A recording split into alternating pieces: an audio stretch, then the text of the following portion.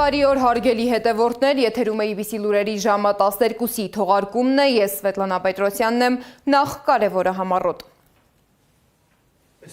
Հայաստանում կգործարկվեն նոր կենսաչափական անձնագրեր, ինչ մանրամասներ է հայտնել ներքին գործերի նախարարը։ Եթե մեկ տարի առաջ նույն գումարով հնարավոր էր լիարժեք զամբյուղ հավաքել, այսօր դա արդեն չի ստացվում, ինչու գնաճը չի հաջողվում զսպել։ Բալահովիտում մարդիկ ապրում են կոյուղատարի վերածված գետի կողքին, ինչու խնդիրը լուծում չի ստանում և ով է պատասխանատու։ Հայկական արտադրողները հայտնվել են անորոշ վիճակում, Ռուսաստան արտահանման հիմնական առցանց հարթակները սահմանափակվում են։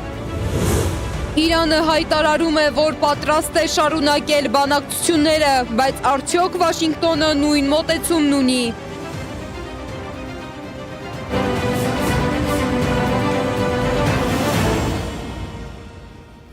Այսօր Երևան են ժամանում եվրոպական տասնյակ երկրների առաջնորդներ մասնակցելու եվրոպական քաղաքական համայնքի 8-րդ գագաթնաժողովին։ Պարզ ասած, սա այն հանդիպումներից է, որտեղ Եվրոպայի տարբեր երկրներ փորձում են քննարկել ընդհանուր անվտանգային, էներգետիկ ու քաղաքական հարցեր առանց պարտադիր պայմանագրերի, բայց կարևոր քաղաքական ուղերձներով։ Ինչ է իրենից ներկայացնում այս ձևաչափը, ովքեր են մասնակցում և ինչ սպասելիքներ ունեն Երևանից, ռեպորտաժում։ Հաշված ժամերից Երևանը հյուրընկալելու է եվրոպական քաղաքական համայնքին։ Ինչ գագաթնաժողով է, ովքեր են գալու, ինչ հարցեր են քննարկում նման հավաքներին և ինչ ուղերձներ փոխանցում։ Գագաթնաժողովը խորհրդանշական կարևորություն ունի Հայաստանի և Արցախի համար։ 2022-ի հոկտեմբերին Պրահայում գումարված առաջին գագաթնաժողովի ժամանակ էր, որ Փաշինյանն Արցախը ճանաչեց Ադրբեջանի կազմում։ Քառակողմ Փաշինյան, Ալիև, Մակրոն, Միշել հանդիպմանը որոշվեց Արցախի ճակատագիրը։ Եվրոպական քաղաքական համայնքի հանդիպումից 2 ամիս անց սկսվեց շրջափակումը։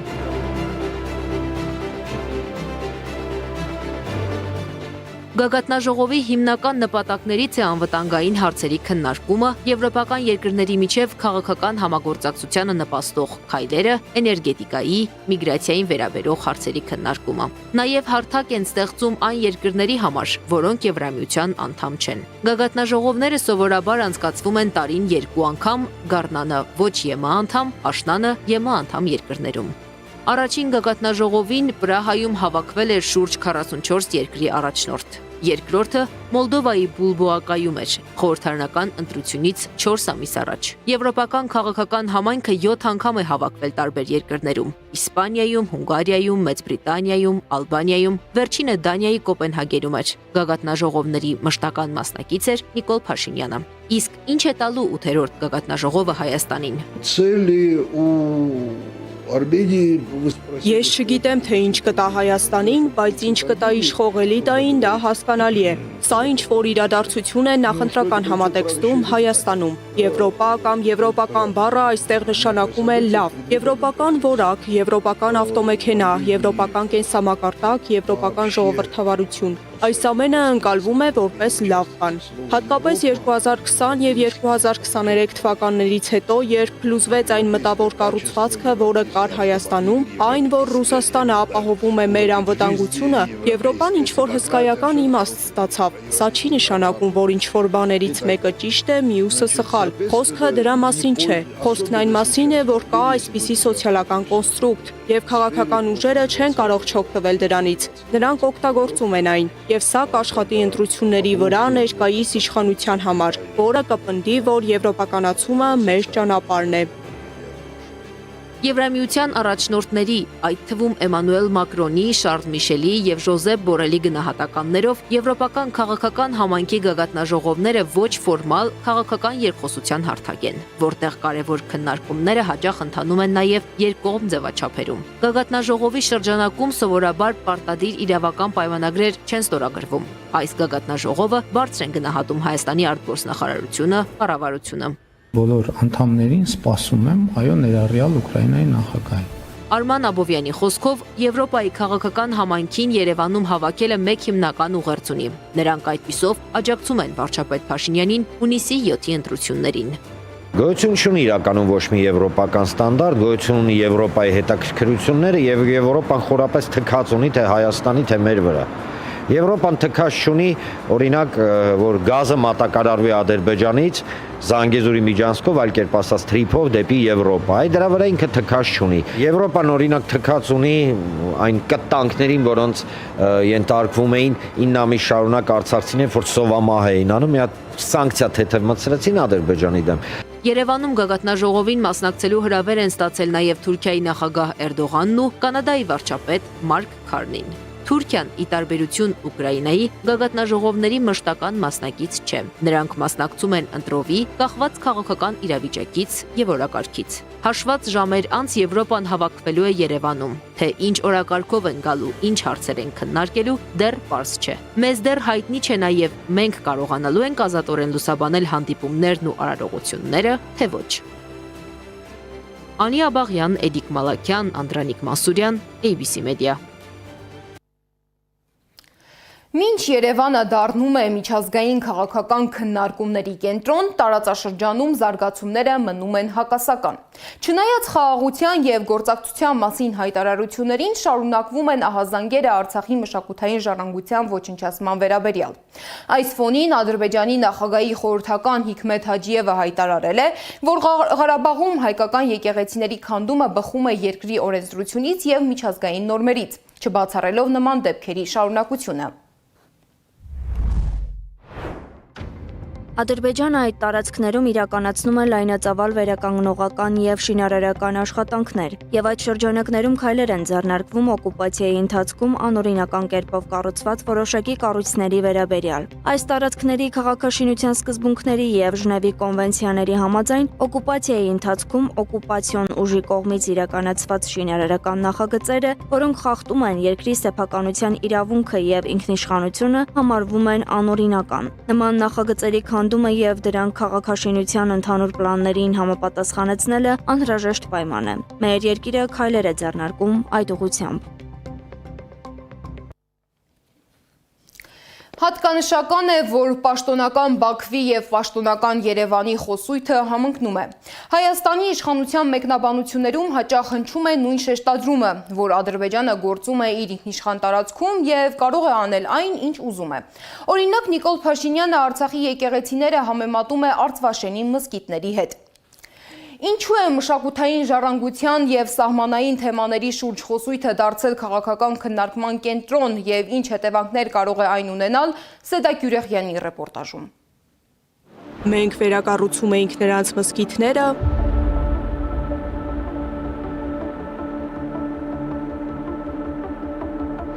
նրանք քանդում են մեր եկեղեցիները։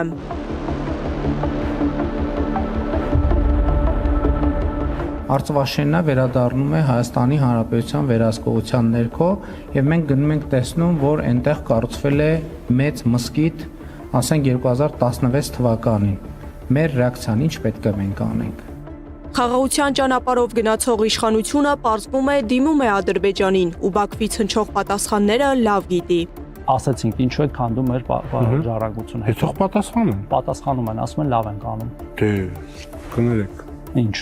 Դա չեղավ խաղաղություն։ Չէ, դա եղավ խաղաղություն։ Փորձագիտական հանրությունը խիստ մտահոգություն է հայտնում։ Իշխող ուժի կողմից հնչող այս խոսույթով Ադրբեջանին փաստացի լեգիտիմություն է տրվում ոչնչացնելու հայկական մշակութային արժեքները։ Այսպիսով Նիկոլ Փաշինյանը վառում է կանաչ լույս Իլհամ Ալիևի առաջ քանդել ամեն ինչ կկամենա։ Մեծ հաշվով սա ցավոք սրտի նորություն չէ, այսինքն պաշտոնական Երևանը նոր չէ, որ հրաժարվել է Արցախում հայկական հետքի որևէ նմուշ պաշտպանելուց։ Եվ այս իմաստով քննարկել Երևանի մոտեցումը Ստեփանակերտի մայր տաճարի վերաբերյալ, դրա ավիրման, դրա հանդեպ ադրբեջանական պետական վանդալիզմի վերաբերյալ, ես կարծում եմ նույնիսկ ավելորդ։ Արցվաշենի հիշատակումը պատահական չեն համարում զրուցակիցներս։ Արցվաշենի վերադարձի մասին խոսելը, այն էլ Աղվերանում սահմանազատման շուրջ քննարկումից մեկ օր անց ակնհայտ ակնարկ է, որի մասին շատ անկեղծ գրում են նաև ադրբեջանական լրատվամիջոցները։ Որոնց թվում էր նաև քննարկումները կապված Հայաստանյան, եթե չեմ սխալվում, գյուղերի հետ։ Այդ մարդը եկել է Հայաստանից նոր գյուղեր ստանալ։ Եվ երբ որ Նիկոլ Փաշինյանը խոսում է Արցախի մասին, ինքը բովանդակս փորձում է հասարակությանը կրկին այս մանիպուլյացիաների ձևով համոզել, որ դե տեսեք, էսի հանձնում ենք, բայց փոխարենը թեքյուղ ենք, բայց այս գյուղերը հանձնում ենք, բայց փոխարենը մենք Արցախի ենք։ Էս էր։ Այս ֆոնին Արցվաշենի մասին խոսելը դիտարկվում է ոչ թե մեկուսացված հայտարարություն, այլ ավելի լայն գործընթացի մաս, կապված սահմանների վերաձևման եւ տարածքային քննարկումների հետ։ Միևնույն ժամանակ փորձագետները ուշադրություն են հրավիրում նաև մեկ այլ վտանգի վրա։ Նման ձևակերպումները կարող են օգտագործվել նաև միջազգային հարթակներում Ադրբեջանի կողմից։ Մաթևոսյանը հիշում է, ինչպես ՄԱԿ-ի անվտանգության խորհրդի ժամանակ Ջեյհուն Բայրամովը Արարատ Միրզոյանի համար մեջբերեց Նիկոլ Փաշինյանին։ Ասես դեր վարչապետն ասում, որ Արցախում էթնիկ զտում տեղի չունեցել, հիմա վաղը մյուս օր ինքը կարող է նաև ասել հետևյալը, հենա տեսեք դեր վարչապետն խոսում այն մասին, որ դուք ունակեք մոսկիտներ ոչնչացնել։ Կրկին ասեմ, դեն ինչի վրա ադրբեջանցիները միլիարդավոր դոլարներ էին ծախսում, Նիկոլ Փաշինյանը հիմա անվճար է։ Անվճար թե վճարովի իշխանափոխությունից հետո քաղաքական հերձումը ցույց կտա, ասում է Մաթևոսյանը։ Այսպիսով Արցվաշենի շուրջ Փաշինյանի առաջ քաշած այս խոսույթը դուրս է գալիս մեկ կոնկրետ օրինակի շրջանակից եւ դառնում ավելի լայն քաղաքական ու տեղեկատվական գործընթացի մաս, իր հնարավոր հետևանքներով, թե քաղաքական, թե մշակութային դաշտում։ Սեդակ Յուրեղյան, Նոնա Գևորգյան, ABC Media։ Հայաստանի ներկայիս իշխանությունը շարունակում է նաև ինստիտուցիոնալ փոփոխությունների գործընթացը։ Հայաստանը պատրաստվում է ներդնել նոր կենսաչափական անձնագրեր, որոնք տպագրվելու են Նիդերլանդներում, համադրելով անվտանգության և ձևավորման նոր լուծումներ։ Քչերը գիտեն, որ գունային համադրությունից կախված է, թե որքան դյուրին կամ որքան բարդ կարող է լինել անձնագրի կեղծումը, իսկ մեր նպատակը այն գրեթե անհավանական դարձնելն է։ Մեկ այլ սկզբունք է այն, որ վիզա էջերում նկարները պիտի զբաղեցնեն անձնագրի 1/3 մասը, կամ պիտի չծածկեն ջրանիշը, որը թեք լույսի ներքո Հայաստանի Հանրապետության զինանշանի պատկերն ունի։ Այսպիսի կանոնները շատ են, իսկ մեր նպատակը գեղարվեստական լուծումների եւ անվտանգության ճիշտ համադրությունն է։ Եվ հենց Հայաստանի Հանրապետության համար օրինակ մշակվել է հատուկ լուծում, որ թղթի բաղադրության մեջ առկա է Հայաստանի Հանրապետության դրոշի գույներով մանրաթելեր։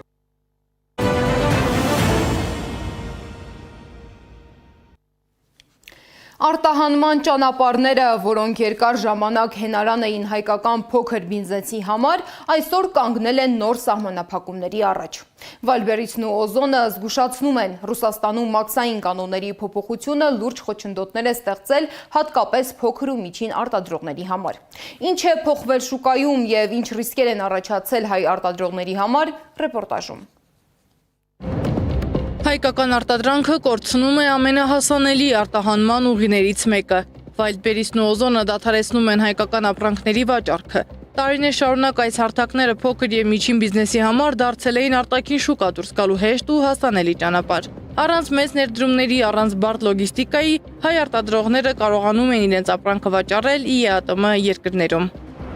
Շատ կուզեինք բարձրաբանում, որովհետև հիմնականում փոքր բիզնեսներ են, մարդիկ, ովքեր, այսպես ասած, ամսական աշխատավարձով ապրող մարդիկ, ովքեր հույսները դրել էին միայն Վալբերիսի վրա, ես կոնկրետ իմ անունից չեմ խոսում, ես որպես բիզնեսմեն խոսում եմ մյուս բիզնեսների տեսանկյունից, թե ինչ խնդրի առաջ են կանգնել, այդ մարդիկ անհանգիստ ուզում են հասկանալ ինչ է լինելու, որովհետև պատրաստ չեն, եթե օրինակ պատրաստ լինեին, իրենք ուրիշ վաճառքի ուղի կփնտրեին։ Հարվածը հատկապես գալու են փոքր արտադրողները, ձեռագործ ապրանքներից մինչև հագուստ եւ կոսմետիկա արտադրողներ։ Ստեղծված իրավիճակում բիզնեսները սպասում են նաև պետական արձագանքի։ Պաշտոնական պարզաբանումներ գրեթե չկան, իսկ վաճառողները անորոշության մեջ են, փաստի առաջ են կանգնել։ Վայլդբերիսի ռուսաստանյան գրասենյակն է արձագանքել ու հայտարարությամբ հանդես եկել։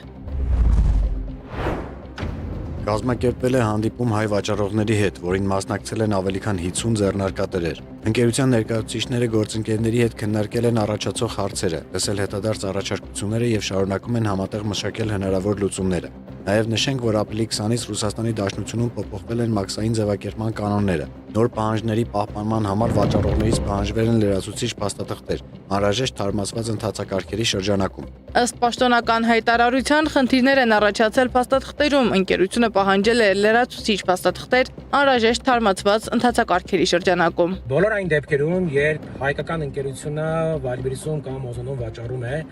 ՖԲ տարբերակով Ռուսաստանից, այսինքն ապրանքը պահեստավորված է Վայլբերիսի եւ Ազոնի ռուսաստանյան պահեստներից, առնվազն այս պահի դրությամբ որևէ խնդիր չկա։ Բոլոր այն դեպքերում, երբ ապրանքը գտնվում է Հայաստանում եւ վաճառքը տեղի է ունենում Հայաստանի ներսում, կրկին այս պահի դրությամբ որևէ խնդիր չկա։ Իսկ բոլոր այն դեպքերում, երբ ապրանքը պահեստավորված է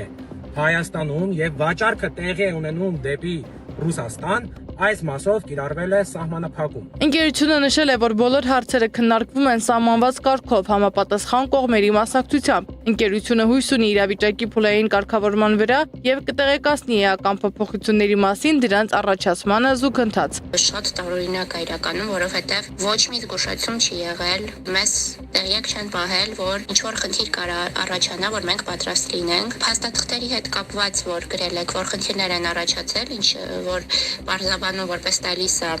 ընկերությունը, ասեմ, որ բացարձակապես նման խնդիր չկա։ Կոնկրետ ես իմ անունից խոսեմ, իմ ապրանքների համար, որոնք դեռևս տեղ չեն հասել, ոչ մի փաստաթուղթ չի պահանջվել։ Էկոնոմիկայի նախարար Գևորգ Պապոյանն է այսօրվա տոնակատարությունների ժամանակ անդրադարձել խնդրին, ասել է անլուծելի խնդիրներ չկան։ Ես հենց նոր տեսա, որ նման բան կա մամուլում, չեմ կարող այս պահին մեկնաբանել, որովհետև տեղյակ չեմ, բայց արդեն իսկ իջև հաստատությունի գալը տվեցի հանրահայրականներ համապատասխան տեղեկատվության ամբողջ խորությունը ճշգրտել, այսինքն որ ընկերություններն են, ինչի համար, ինչ ժամկետով։ Մայրաքաղաքի կենտրոնում հարցազրույցից հետո նախարարը նոր մեղավոր գտավ։ Ըստ Պապոյանի, ընդդիմությունն է մեղավոր ստեղծված իրավիճակի համար։ Հայաստանի ու հայ արտադրողի վրա օտար երկրում սուտ մատնություն գրողները Հայաստանի քաղաքական կյանքում տեղ չունեն, գրել է Պապոյանը։ Սեդա Մակարյան, Աշոտ Բարբարյան, ABC Media։ Ստեղծված վիճակին արձագանքել է նաև Օզոնի հայաստանյան գրասենյակը։ Ներկայացուցչության ղեկավար Հայկ Կարապետյանի խոսքով խնդրի հիմքում մաքսային նոր պահանջներն են, որոնք փոխել են ապրանքների ներմուծման ընթացակարգերը եւ ժամանակավոր դժվարություններ առաջացրել։ Առաքման ուշացումների պատճառով պատվերների չեղարկումներից խուսափելու նպատակով մենք ժամանակավորապես սահմանափակել ենք այդ ապրանքների տեսանելիությունը Ռուսաստանի Դաշնության հաճախորդների համար։ Միևնույն ժամանակ Ռուսաստանի Օզոնի պահեստներում գտնվող հայ ձեռնարկատերերի բոլոր ապրանքները շարունակում են վաճառվել առանց սահմանափակումների։ Հայաստանի ներսում նույնպես վաճառքը շարունակվում է ամբողջ ծավալով։ Հաճախորդները տեսնում են բոլոր ապրանքները եւ ինչպես միշտ կարող են պատվիրել ցանկացած ապրանք տեղական վաճառողներից։ Մենք արդեն աշխատում ենք մատակարարման շղթաների վերականգնման ուղղությամբ եւ նախատեսում ենք հնարավորինս սեղմ ժամկետներում վերականգնել ժամանակավորապես անհասանելի ապրանքների հասանելիությունը։ Շուկայի ցանկացած խաթարում որպես կանոն անմիջապես արտացոլվում է սպառողի գրպանի վրա։ Թեկուզ մինչ այդ էլ Հայաստանում ապրելը թանկացել էր։ Եթե 1 տարի առաջ X գումարով լի զամբյուղով էիր տուն գնում, հիմա արդեն կիսադատարկ։ Ինչու են ապրանքների գները շարունակում աճել եւ ինչու չի հաջողում զսպել գնաճը, ռեպորտաժում։ Այսօր խանութ մտնելը շատերի համար արդեն հաշվարկի հարց է դարձել։ Ինչ վերցնել, որը թողնել եւ ինչպես տեղավորվել սահմանափակ գումարի մեջ։ Քաղաքացիները նշում են 5 կամ նույնիսկ 10,000 դրամով այսօր հաճախ հնարավոր չէ 1 օրվա գնում կատարել։ Հայաստանում գնաճ նկատում եք։ Նկատում եմ։ Որ հիմնականում պարեն կամ ապրանքն է թանկացել։ Նու այն ինչ որ ես եմ օգտագործում համարյա ամեն ինչ։ Սնունդ, հա։ Դե սնունդ, հագուստ առանձնապես չեմ առնում։ Մնացած ինչ կա։ Գնաճ, այո, ամեն օր նկատում եմ խանութ գնալուց, ամեն օր գնաճը տեսնում եմ։ Միայն սնունդ, թե այլ ամեն ինչ։ Եվ հացը, եւ սնունդը, եւ այդ կատնամթերքը, ամեն ինչը։ Վայ, միանշանակ իհարկե։ Ինչն է թանկացել։ Սիրելիս մենք ամեն ինչի կդիմանանք, մենակ թե մեր սարերին չկպնեն, մեր սյունիքին չկպնեն, մութ ու ցուրտ տարիներին էլ կդիմանանք, մենակ թե մեր այդ սրբություններին չկպնեն։ Պաշտոնական տվյալներով Հայաստանում 12 ամսյա գնաճը կազմում է 4.5%։ Սա նշանակում է, որ 1 տարվա ընթացքում գները միջինում աճել են մոտ 4-ից 5%-ով, այսինքն նույն ապրանքը այսօր ավելի թանկ է, քան 1 տարի առաջ։ Սակայն տնտեսագետների գնահատմամբ այդ թիվը ամբողջությամբ չի արտացոլում քաղաքացիների իրական ծախսերը։ Գնաճը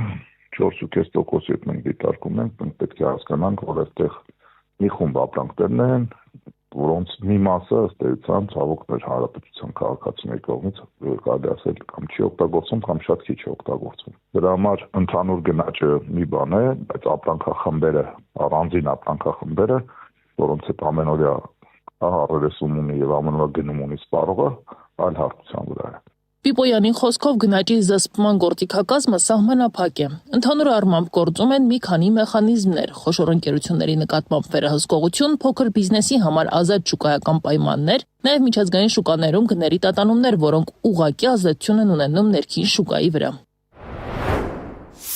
Մենք ամեն անգամ ըստ էության որպես փաստ արձանագրում ենք հերթական գնաճը եւ անցնում ենք առաջ։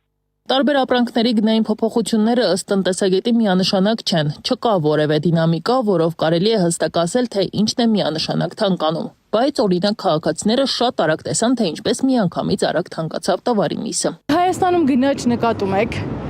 Բավոց չենք նկատում։ Ինչն է հատկապես թանկացել։ Միսը, չէ, ոսկորը 4000 դրամից ավել է։ 5000 դրամ է ոսկորը միսը։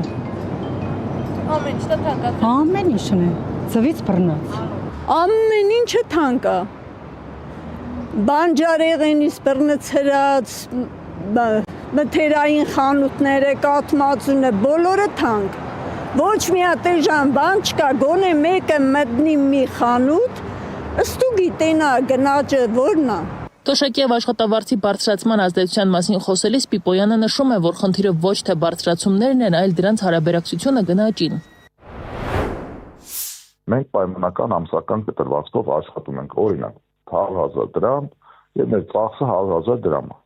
Հետո եթե մենք ունենում ենք 4.5% գնաճ, մենք նույն ապրանքները առնելու համար պետք է ունենանք 104,500 դրամ։ Եթե մեր եկամուտը այս ընթացքում դառնա 105,000, գնաճը մեր համար սարսափելի չի լինի։ Ինչի, որովհետեւ մենք հենց 500 դրամ էլ ավել գումար կունենանք, որ կարողանանք կոպիտ ասած մեկ հատ կոնֆետ գնենք ավել։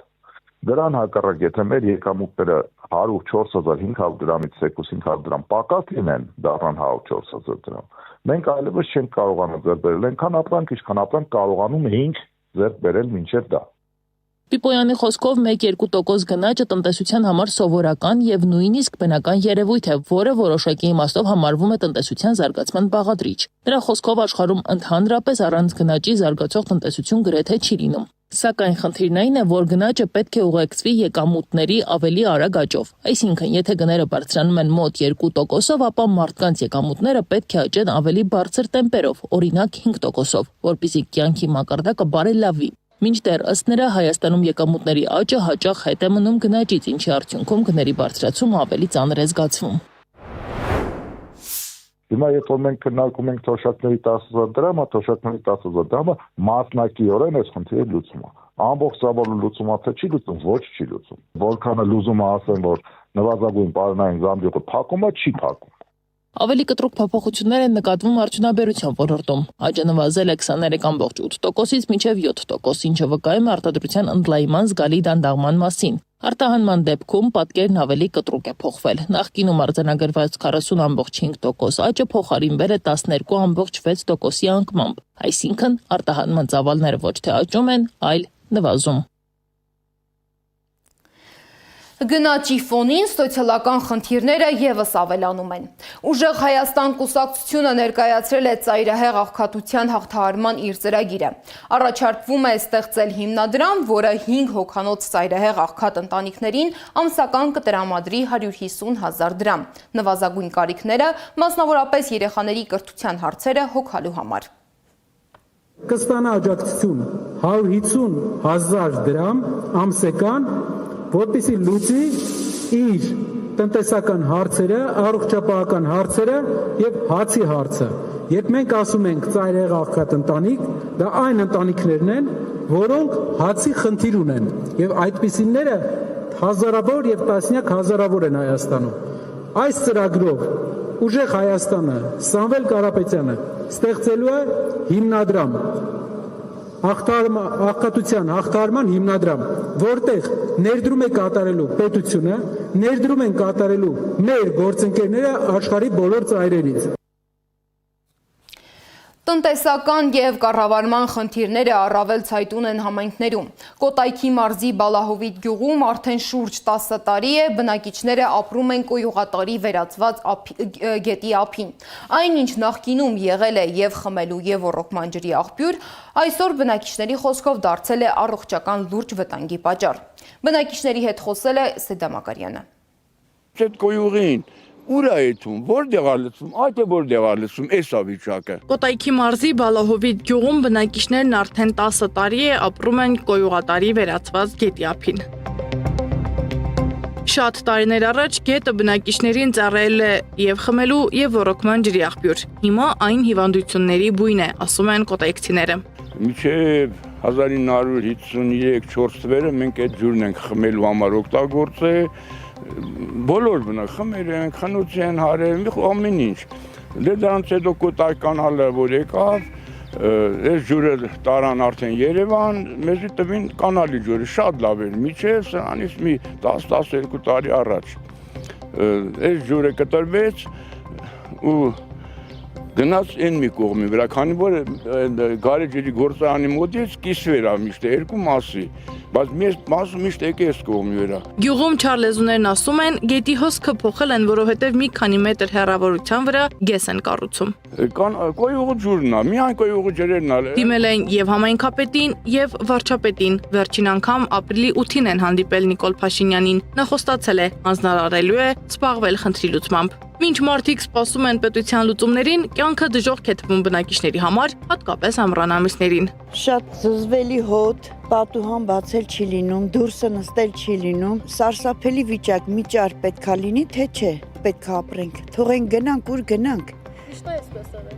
Միշտ չէ, այս վերջի տարիներն է այսպես եղել, այն ժամանակ մաքուր ջուր էր գալիս տեղով, գետին երևում էր դաժե։ Պատշգամբ դուրս գալ, զբոսնել բակում չեն կարողանում։ Երեխաներն էլ դրսում խաղալ չեն կարողանում։ Մարդիկ անգամ իրենց այգին չեն կարողանում մշակել, չունեն ոռոգման ջուր, հաճախ ստիպված, բայց գործածում են խմելու ջուրը։ Հեսա մի քիչ շոկերը որ տվեց, խոլերանից է դառնում։ Նախ ոռոգման ջուր չունենք, ամբողջը չորանում, մեր այգիները չեն կարող մշակենք, ստիպված երբեմն խմելու ջրով, որը ես չեմ ընդունում, թեկուզ հաշվիչով է, ինչ որ կապ չունի, հա։ Այս աղբը ինչ է, մարդիկ աղբել են այստեղ թափել։ Էսի չէ, էսի հենա, բանը դրած անդեղ, շները, հաղպանությունը լավ է կազմակերպել։ Շները բերում են այնա ցրևեն տվես, ես դա մի քիչ չորանա ինքս կհավաքեմ։ Իսկ սա արդեն գյուղից մի քանի մետր հեռու գտնվող գետն է։ Բալահովիտի գետի հոսքը փոխելուց հետո դրա ջուրն այս գետով է հոսում դեպի Հրազդան գետ։ Մեզանից որտեղ հիմա կանգնած ենք, մի 700 մետր վերև գարեջրի գործարանի մոտից կիսվում էր։ Հիմա այն սցենարը որ լրիվ այս կողմի վրա է գալի այս ջուրը։ Այնտեղ ոչ մի գրամ ջուր այն կողմի վրա չի գալի տարվա ոչ մի սեզոնին։ Մի քանի օր առաջ սելավ էր, այս ջուրը մի 5 պատիկ ավել էր, նույնիսկ հեղեղումներ այլ է այդ տարածքում, բայց մեր մոտ ոչ մի կաթիլ ջուր չի եկել։ Ջրային կոմիտեից ասել են, խնդրի հասցեատերն իրենք չեն, հորդորել են դիմել մարզպետին կամ համայնքապետին։ Կոմիտեն ընդհանուր առմամբ իրավիճակը վերահսկելի է որակում ու նշում է, աշխատանքներ են տարվում խնդրի ամբողջական կարգավորման ուղղությամբ։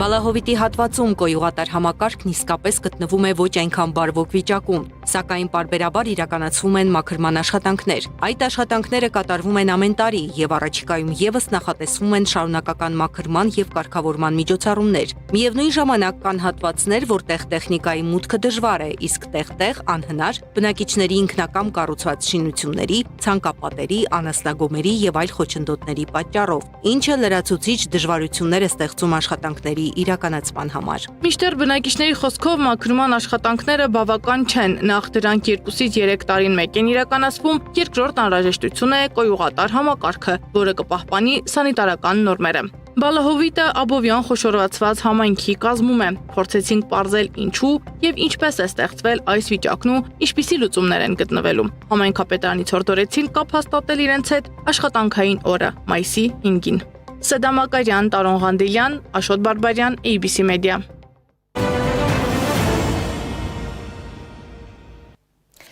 Միջազգային լրահոսից։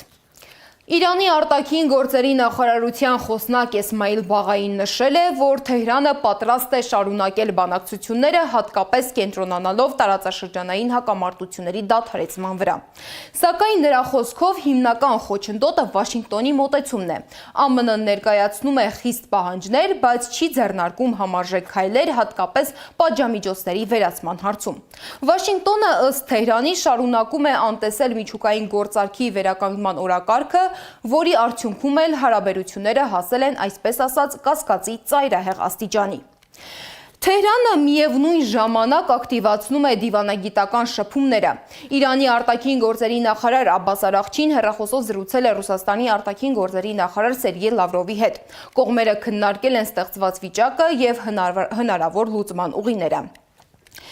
Իրանը ակտիվ շփումներ է պահպանում նաև տարածաշրջանի երկրների հետ։ Արաղչին հեռախոսով խոսել է նաև Թուրքիայի, Եգիպտոսի, Սաուդյան Արաբիայի եւ Իրաքի գործընկերների հետ, ներկայացնելով Թեհրանի առաջարկները ուղղված ԱՄՆ-Իսրայել հակամարտության լարվածության նվազեցմանը։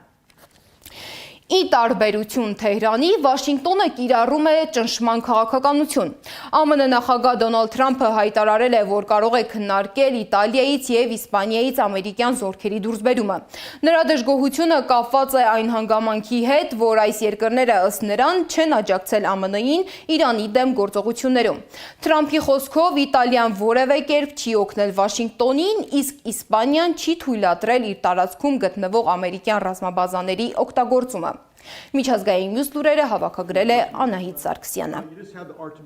Սպիտակ տունը ԱՄՆ կոնգրեսին տեղեկացրել է, որ Իրանի հետ պատերազմը համարում է ավարտված։ Իրանի իսլամական հեղափոխության պահապանների կորպուսի 14 զինծառայող է զոհվել ռումբերի վնասազերծման ժամանակ, գրում են իրանական ԶԼՄ-ները։ Դեպքը տեղի է ունեցել Իրանի հյուսիսարևմտյան շրջաններից մեկում։ Լրատվամիջոցների տեղեկություններով կա նաև 2 տուժած։ Իրանը միջնորդ Պակիստանին է փոխանցել երկարաժամկետ հրադադարի քննարկման նոր առաջարկի տեքստը։ CNN հեռուստաալիքը հղում անելով սեփական աղբյուրներին ու հետաքննությանը հայտնել է, որ Իրանի հարվածների հետևանքով ամերիկյան առնվազն 16 ռազմաբազա շարքից դուրս է եկել, դառնալով շահագործման համար ոչ պիտանի։ Այդպիսով Ամերիկայի Միացյալ Նահանգների Պարսից ծոցում ունեցած ռազմաբազաների մեծ մասը փաստորեն խոցվել է, հայտնել է հեռուստաալիքը։ Դոնալդ Թրամփը հայտարարել է, որ չի պատրաստվում պատվիրակություն գործուղել Իսլամաբադ Իրանի հետ բանակցությունների։ Ստամբուլում մայիս 1-յան ցույցերի դուրս եկած մարդկանց հանդեպ արցունքաբեր գազ է կիրառվել, տասնյակ մարդիկ են ձերբակալվել։ Ցույցերը կազմակերպվել են այն բանից հետո, երբ իշխանությունները փակել են քաղաքի կենտրոնական Թաքսիմ հրապարակը։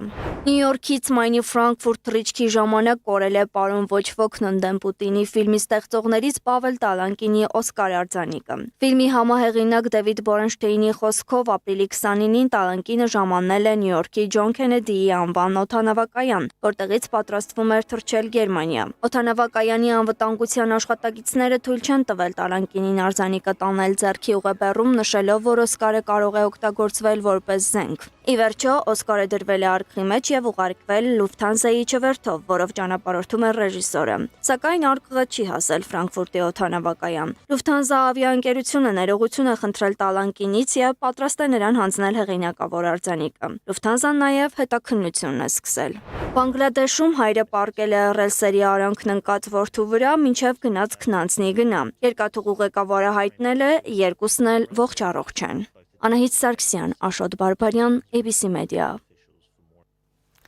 Եվ վերջում եղանակի մասին։ Հանրապետության առանձին շրջաններում սպասվում է կարճատև անձրև եւ ամպրոպ, տեղտեղ հնարավոր է նաեւ կարկուտ։ Մայրաքաղաքում այսօր ցերեկը կլինի 22-ից 24, իսկ երեկոյան 16-ից 18 աստիճան տաքություն։ Այս ժամի համար նախատեսել էինք այսքանը, շարունակեք հետևել մեզ սոցիալական բոլոր ցանցերում կամ այցելեք մեր պաշտոնական կայք 3w.abcmedia.am։ Շնորհակալություն, որ մեզ հետ էիք, ABC լուրերի հաջորդ թողարկումը ժամը 15-ին է, կհանդիպենք։